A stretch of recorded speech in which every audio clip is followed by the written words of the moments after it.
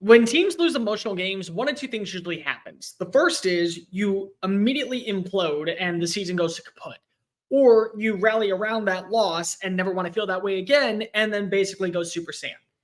And we're watching the latter happen with Oregon over the last 2 weeks. If you're brand new here, welcome on into the channel. My name is Thompson. I'm a radio show host based in Houston, Texas, and I talk college football every single day. I talk NFL, I talk MLB, I talk NHL, I talk NBA, but I love talking college football. And if this is the type of content you enjoy, this is the channel made for you. So subscribe down below, leave a comment in the section telling me what you think of Oregon football as of the last 2 weeks and moving forward as well. Tell your friends, your family, your pastor, your enemies, your mortal foes, anybody out there that loves college football, even the drunken dude in a Walmart parking lot on a Saturday night.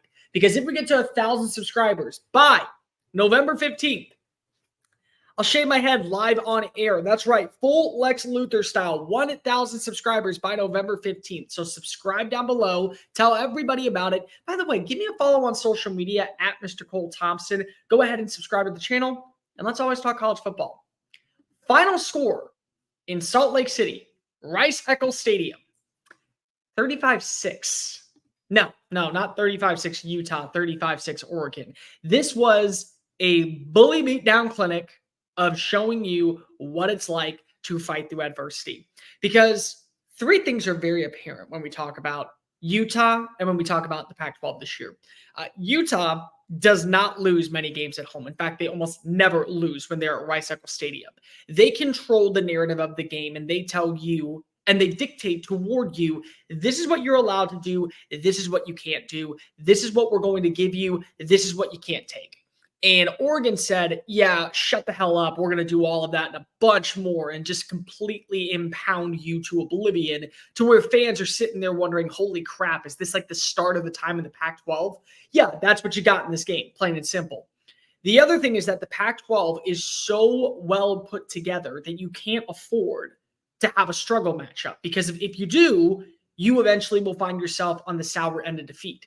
And Washington is kind of tasting that right now, because if not for a pick six against Arizona State, and if not for Michael Penix Jr. just completely trying to go ahead and stir up the Heisman, they would have back-to-back losses after the most monumental win of the season at the time against the Ducks. The Ducks, meanwhile, have not taken their foot off the gas. Instead, they've basically floored it until their foot literally falls through and they're feeling the highway dirt just completely unravel on the bottom of their feet, because of that's how hard they won it and that's how hard they fought. This was a chaotically masterclass of a game by Oregon, and in all three phases, in my opinion.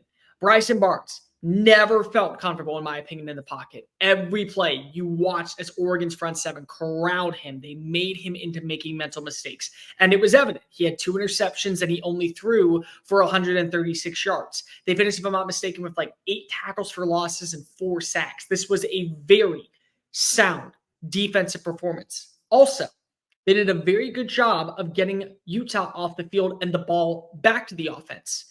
Utah was 5 of 15 on third down conversions. They were 1 of 3 on fourth down efficiencies. And even though they only had 3 penalties on the day, they were hindered to minuscule offensive production. Like the entire time we've talked about Kyle Whittingham and how he's been able to navigate and mitigate through not having a Cam Rising or not having a great rushing attack and just playing sound, efficient football every single week.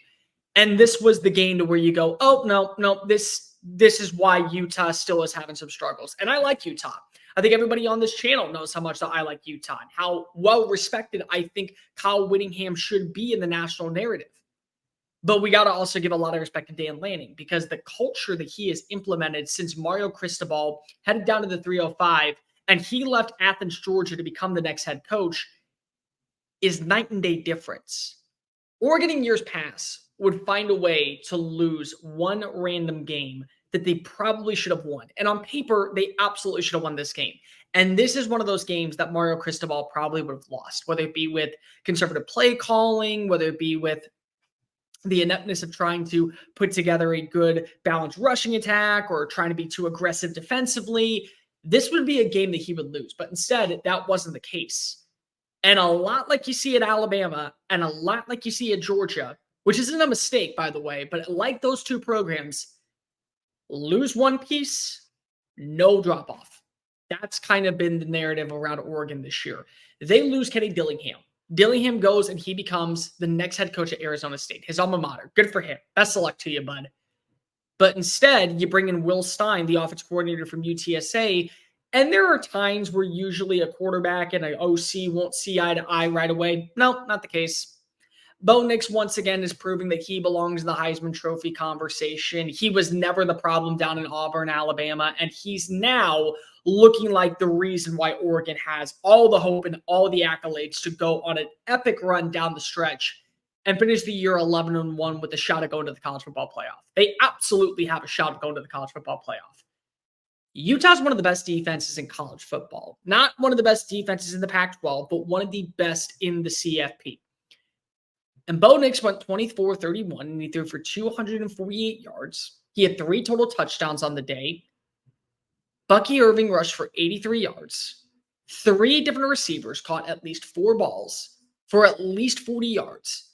And defensively, they just cleared house against this Utah team. They were sound on all 3 phases of the game. And the numbers don't really justify how well they played, but the charisma and the balance and the way that you just watch Bo Nix deliver strike after strike after strike, it's methodically magical. And this is a team that has won now against one of the best teams and one of the more well-coached teams in the Pac-12. They still have 2 more vast games ahead to where they can win, and it will bolster their resume with games against USC. And I know that Oregon State lost to Arizona, but that's what I'm talking about when it comes to the Pac-12. You have to deliver every single drive and every single snap because Arizona is one of those rosters that's very under the radar good, and they're getting better in year 3 underneath Jed Fish. Things are starting to click. But those 2 games, you get wins over them. That's now yet another ranked victory. And what's really intriguing is seeing how this team has looked in the last 2 weeks. You thought for sure there would be at least a little bit of like a hangover sense when you played against Washington State because you had an emotional game. Emotional games will take the living daylights out of you, and it will make you have to kind of take a breather and find your way back to a balanced approach. And instead, all you saw was domination, physicality, and elite motion, even though the defense allowed Cam Ward to throw for over 400 yards. You still saw consistency, attacking the backfield and attacking up front. The elements made by Dan Lanning in Oregon are so similar to Tuscaloosa, Alabama, and Athens, Georgia. And you wonder why? Because if he's a disciple of Nick Saban and Kirby Smart. They always win in the trenches. They do a great job of protecting their quarterbacks, and they physically outwork you nearly every snap. That's what Oregon has. And if there was a rematch today, I think that Oregon would beat Washington on a neutral field. The way that these 2 teams have played are 180 of a difference. Oregon loses on a field goal, miss wide left. Guess what? Washington hasn't looked great. They've had moments. They've had a spur of the moments where they've been fine.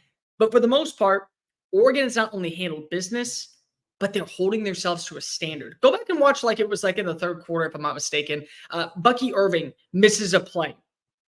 And Bo Nix comes over to the sideline, and you see him elated, raving into him. And that's not because of they're losing, and it's not because they're only up by 28. It's because they have a standard. And that standard is we make you feel our pain. We make you decide when you want to wave the white flag. We're not going to wave the white flag, and we're going to continue to deliver and eliminate and physically outwork you as much as humanly possible because that's what we do.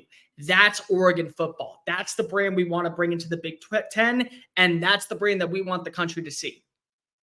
Oregon's look good. Oregon is a lot like Georgia, where right now, if they're hitting their stride, imagine what they're going to look like at the end of the season. Imagine what this Ducks team could be if they find a way just to not self-implode. And I don't think that they will. I think one average showcase against a very good Washington team is nothing to hold your hat down on. I think there's a lot of positivity. And now you look moving forward, the way this team continues to play, good luck stopping the Ducks. As of this morning, it's very hard to say that there are not 5 teams better than them in college football. Hey guys, thank you so much for watching that video. Don't hit the X button yet. Make sure you hit subscribe to keep up with all of our daily content found on Just Saying It and anything else that we post on this channel. Bye.